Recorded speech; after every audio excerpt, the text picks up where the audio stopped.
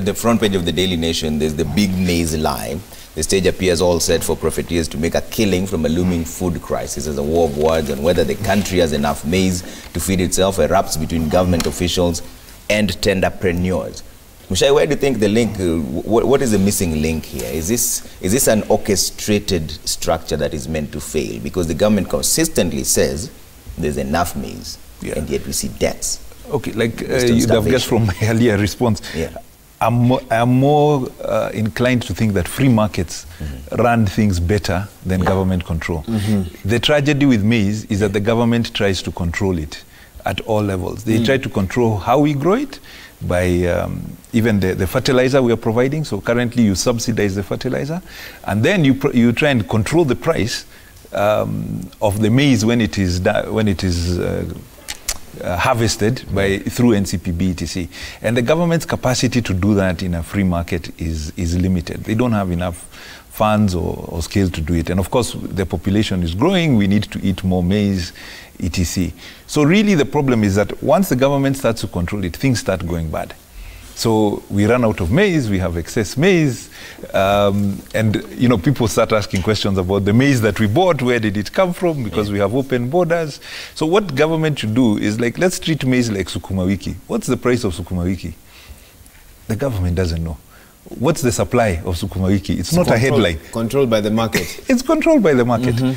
But at the moment, because of the control, that's what starts making things difficult. Obviously, we might need to have some duties to balance the costs for what our farmers are able to get, especially from external markets, etc. But that's all there should be. There should just be a flat duty. If you import maize, this is what it costs. And then our farmers try and compete to meet that cost. It's the same with rice, it's the same with potatoes. I don't know why we treat maize like it's a special child. It's a special child.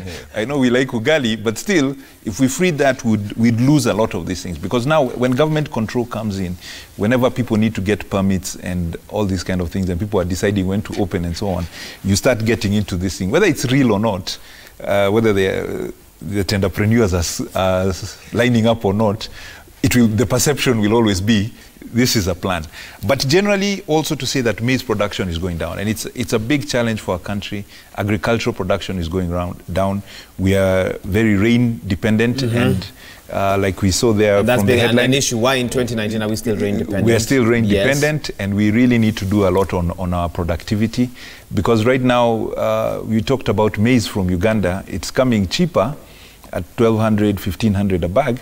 And you know what? The Ugandan farmers are not complaining about low prices. They are very happy to sell to us at that price.